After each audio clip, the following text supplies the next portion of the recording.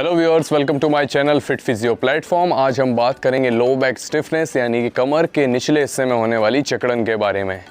Low back stiffness बहुत commonly होती है जिन लोगों को आर्थराइटिस की प्रॉब्लम है, जिन लोगों को स्लिप डिस्क की प्रॉब्लम है।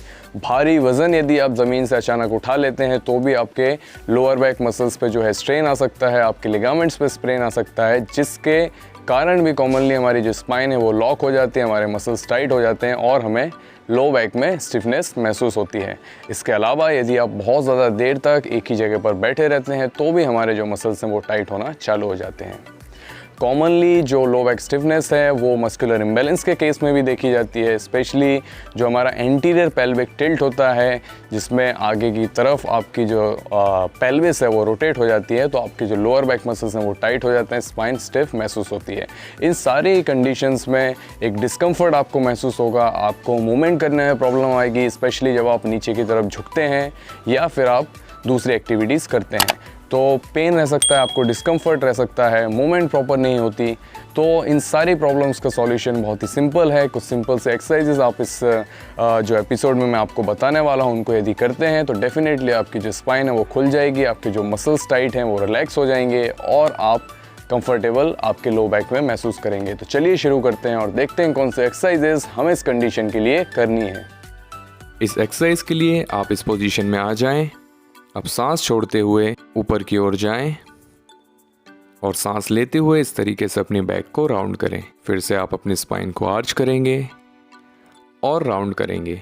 इस एक्सरसाइज से आपकी जो स्पाइन की मोबिलिटी यानी कि आपके जो स्पाइन की मूवमेंट है वो सुधरती है और साथ ही साथ आपकी स्टिफनेस जो है वो कम होती है। इस एक्सरसाइज को भी आपको जेंटल और सही तरीके से परफॉर्म करना है। इस एक्सरसाइज से आपके मसल्स स्ट्रेच होते हैं, आपका कोर एक्टिवेट होता है और साथ ही आपकी जो स्पाइनल मोबिलिटी है वो भी इम्प्रूव होती है। इस एक्सरसाइज के लिए आप अपने दोनों घुटनों को इस तरीके से मोड़ लें। अब साइड में रोटेट करते हुए घुटने को ज़मीन से टच करने की कोशिश करें। इस एक्सरसाइज को आप 10 से 15 रेपिटेशंस के 2 से 3 सेट्स में दोहराएं। इस एक्सरसाइज को आपको स्लो और जेंटल तरीके से करना है। इससे आपकी जो स्पाइन की स्टिफनेस है और जो मसल्स की टाइटनेस है वो धीरे धीरे कम होने लगेगी। इस एक्सरसाइज के लिए आप अपने एक घुटने को इस तरीके से मोड़ लें। अब दोनों ही हाथों के सहारे इस तरीके से अपने घुटने को चेस्ट के पास लेकर जाएं। इस पोजीशन को करीब 30 से 40 सेकंड तक आप होल्ड करें। फिर धीरे धीरे अपने घुटने को सीधा करें। इस स्ट्रेच को हम नी टू चेस्ट स्ट्रेच कहते हैं। आपको इस स्ट्रेच को एक पैर से करीब 2 से 3 बार रिपीट करना है। इस स्ट्रेच से हमारे लोअर बैक और ग्लूट मसल्स की स्ट्रेचिंग होती है। आप चाहें तो दोनों पैरों से भी एक साथ इस स्ट्रेच को परफॉर्म कर सकते हैं।